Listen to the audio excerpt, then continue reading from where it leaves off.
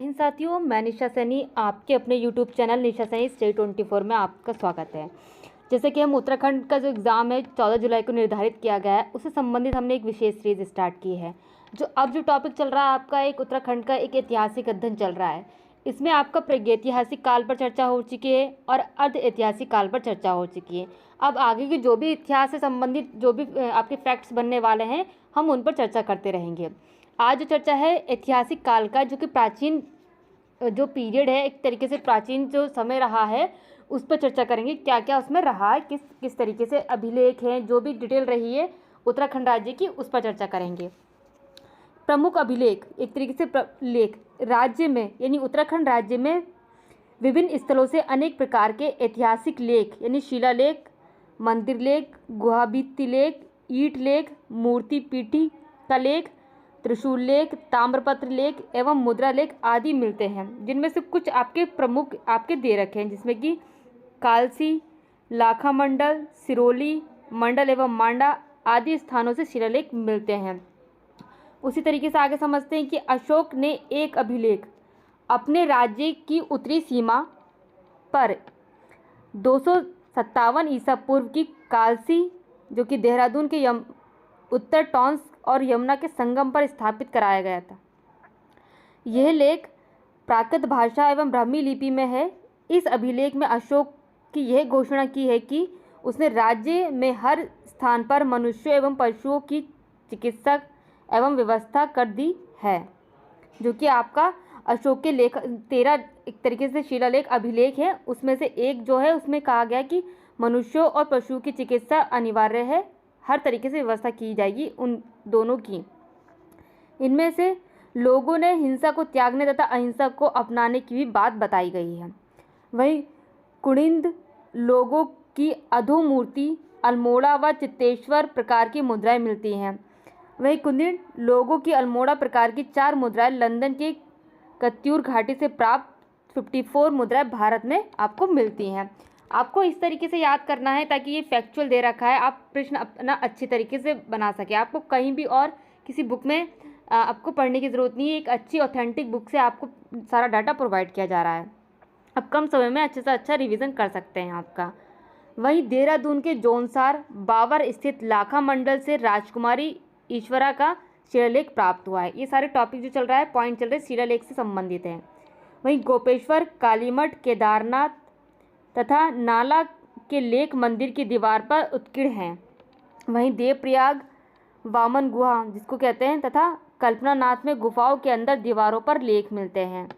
वहीं नैनीताल तथा बाड़वाला देहरादून से ईंटों पर उत्कीर्ण लेख मिलते हैं। वहीं देवलगढ़ तथा कोलसारी से मूर्ति पीठ का लेख मिलते हैं। उसी तरीके से गोपेश्वर तथा बाड़ाहाट से त्रिशूल के लेख मिलते हैं। गोपेश्वर के रुद्र शिव मंदिर से त्रिशूल के लेख मिलते हैं। ये तो आपके सभी एक तरीके से लेख रहे कि कौन कौन से लेख कहाँ से मिलते हैं, कि इनकी जानकारी होना जरूरी है, क्योंकि प्रश्न यहाँ से बनता ही बनता है आपका। उसी तरीके से हम आगे देखते हैं कि किस तरीके से प्रथम एवं द्वितीय सदी की कुषाणकालीन मुद्राएं मुनि की रेती तथा सुमाड़ी से मिली है। यानी प्रथम और द्वितीय सदी की जो कुषाणकालीन मुद्रा है, वो कहाँ से मिली है? मुनि की रेती से और सुमाड़ी से प्राप्त हुई हैं। वहीं मोर ध्वज स्तूप से 3री सदी का मुद्रा लेख मिलता है आपको। वहीं कार्तिकेयपुर राजाओं के पांडुकेश्वर, कंडारा, चंपावत तथा वेजनाथ आदि स्थलों से ताम्र पत्रीय लेख मिलते हैं। आपका ये सभी लेख आपको बहुत ज़्यादा इम्पोर्टेंट रहते हैं आपके सिलेबस के अकॉर्डिंग। वहीं एक जो है कुणिंद शासक जो रहा है, कुणिंद शासन का क्या रोल रहा है आपके इतिहास में और उत्तराखंड राज्य से संबंधित। वही कुणिंद शासक, जो कि विभिन्न स्रोतों से ज्ञात होता है कि कुणिंद उत्तराखंड पर शासन करने वाला प्रथम राजनीतिक शक्ति थी। उत्तराखंड के पहाड़ी क्षेत्रों में लगभग 6वीं ईसा पूर्व से 3री ईसा पूर्व तक ईस्वी तक इनकी शाखाओं का शासन रहा है। वहीं देहरादून जिले में यमुना और टोंस नदियों के संगम पर स्थित कालसी नामक स्थान से प्राप्त अशोककालीन लेख के आधार पर डॉक्टर राय चौधरी कहते हैं कि देहरादून तक का क्षेत्र अशोक के अधीन आ गया था, लेकिन पहाड़ी भागों के पूर्ववत कुणिंद लोगों का शासन था। किसका, कि अशोक का भी शासन था उत्तराखंड राज्य में, और कुनिंद जो शासक रहा उनका भी शासक, एक तरीके से उन्होंने भी अपना शासन किया था। वहीं कुनिंद वंश का सबसे शक्तिशाली शासक कौन था? अमोध मूर्ति। आपसे पूछा जा सकता है कि कुनिंद वंश का सबसे शक्तिशाली शासक अमोध मूर्ति था।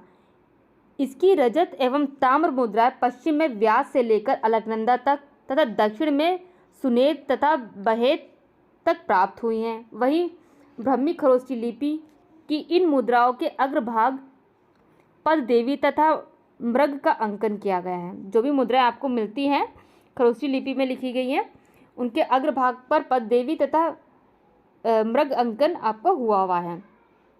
उसी तरीके से प्रथम शताब्दी ईसा पूर्व में अधो मूर्ति की मृत्यु के बाद शकों ने इनके मैदानी क्षेत्र पर अधिकार कर लिया। यानी अशोक का शासन भी रहा, कुनिंद का शासन भी रहा, अधोमूर्ति का भी शासन रहा। बहुत सारे लोगों ने अपना शासन किया उत्तराखंड राज्य में। वहीं कुमायूं क्षेत्र के शक संवत का प्रचलन तथा सूर्य मूर्तियों तथा मंदिरों की उपस्थिति शकों के आधार की पुष्टि करते हैं। वहीं अल्मोड़ा के कोसी के पास स्थित कटारमल सूर्य मंदिर विशेष रूप से प्रसिद्ध हैं। वहीं अल्मोड़ा से प्राप्त कुनिंद मुद्राओं पर आसेक, गोमित्र, हरवत, शिवदत्त आदि राजाओं के नाम अंकित किए गए हैं। जो कि अल्मोड़ा से प्राप्त कुनिंद मुद्राएं जो थी, कुनिंद के समय में जो मुद्राएं चली थी उन पर किसके अंकित नाम है? आसेक, गोमित्र, हरवत, शिवदत्त आदि राजाओं के आपको नाम देखने को मिलते हैं। उसी तरीके से हम देखते हैं कि किस तरीके से हमारा इतिहास में उत्तराखंड का योगदान रहा है। उत्तराखंड इतना ज़्यादा बड़ा तो नहीं है, लेकिन उसका महत्व काफ़ी हद तक है। वहीं शकों के बाद प्रथम शती के उत्तरार्ध में राज्य के तराई वाले भाग पर कुषाणों ने अधिकार कर लिया था। वहीं वीरभद्र, ऋषिकेश, मोरध्वज, कोटद्वार के पास और गोविषण काशीपुर से पर्याप्त मात्रा में कुषाणकालीन अवशेष मिलते हैं। वहीं कुषाणों के पतन के समय यहाँ कुछ नए राजवंश यथा गोविषण, काशीपुर, कालसी, लाखा मंडल स्थापित हुए और साथ ही कुनिंद के भी कुछ क्षेत्रों पर शासन करते रहे। वहीं आगे समझने का प्रयास करते हैं कि कुनिंदों के समकालीन योधे शासकों की मुद्राएं जोनसार बाबा जो कि देहरादून तथा कालोडांड पौड़ी से मिलती हैं, जो कि उनके शासन की पुष्टि करती हैं। वहीं कुषाणों को कुचलने में योधे ने महत्वपूर्ण भूमिका निभाई है। किसको कुचलने में? कुषाणों को शासन को नष्ट करने के लिए एक तरीके से योधे ने अपनी महत्वपूर्ण भूमिका निभाई है। वहीं बाड़वाला यज्ञ वेदिका यानी तृतीय शती का निर्माण शीलवर्मन नामक राजा ने कराया था। शीलवर्मन को कुछ विद्वान कुनिंद तो कुछ योधे मानते हैं। वहीं कुछ इतिहासकारों के अनुसार आगे चलकर कुनिंद लोगों ने कृतपुर राज्य की स्थापना की, जिसमें उत्तराखंड, हिमाचल प्रदेश, रोहिलखंड का उत्तरी भाग सम्मिलित था। कौन सा भाग सम्मिलित था? उत्तराखंड का भाग सम्मिलित था। वहीं समुद्रगुप्त के प्रयाग प्रशस्ति में कृतपुर राज्य से गुप्त साम्राज्य की उत्तरी सीमा पर स्थित एक अधीन राज्य बताया गया। वहीं 5वीं शताब्दी के आपके उत्तरार्ध में नागों ने कृतपुर के कुनिंद राजवंश पर अधिकार कर लिया। वहीं 6वीं शताब्दी के उत्तरार्ध में कन्नौज के मोखरी राजवंश ने नागों की सत्ता समाप्त कर उत्तराखंड पर अधिकार कर लिया। अब बन सकता है कि कन्नौज के जो मोखरी राजवंश थे उन्होंने नागों की सत्ता समाप्त की थी। किसकी? नागों की सत्ता समाप्त की थी, तो तभी उन्होंने उत्तराखंड पर अपना अधिकार प्राप्त किया था।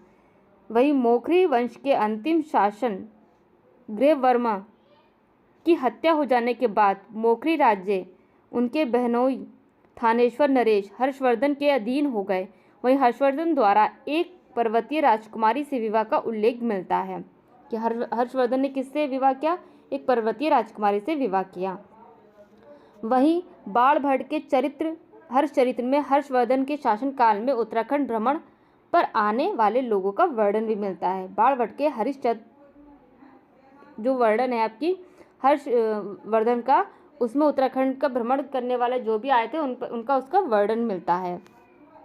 इसी तरीके से हम समझते हैं कि किस तरीके से हमारा इतिहास में हमारा योगदान रहा है कि हर्षकालीन चीनी आपके यात्री हेनसांग हिमालय के पोलिहिमोपुलो यानी ब्रह्मपुर राज्य में गया था, जो कि बौद्ध धर्म के लिए प्रसिद्ध था और हर्ष के अधीन था। उसने यहाँ पर 5 बौद्ध विहार होने का उल्लेख किया है। वहीं हरिद्वार के बारे में ह्वेनसांग लिखता है कि भागीरथी नदी के किनारे हरिद्वार नामक नगर, जो लगभग 20 एक तरीके से ली चीनी माप में घेरा गया है। वही अंग्रेज इतिहासकार कनिंघम आधुनिक गढ़वाल और कुमायूं वाले संपूर्ण भूभाग को ब्रह्मपुर मानते हैं। ये तो आपके रहे कुछ फैक्ट जो कि आपके उससे संबंधित हैं, उत्तराखंड के इतिहास से संबंधित है डिटेल में। अब हम कुछ छोटे छोटे टॉपिक्स हैं, जैसे कि कुछ नाम हैं उन पर चर्चा करेंगे। जैसे कि एक तरीके से बहुराजता का युग जैसे काकतीय, हमने एक तरीके से वंश के बारे में पढ़ेंगे। आप हमारे साथ इसी तरीके से बने रहिए, हम और भी छोटी छोटी वीडियो लेकर आते रहेंगे ताकि आपका एग्ज़ाम से पहले आपका अच्छे से रिवीजन हो सके। जय हिंद, जय भारत।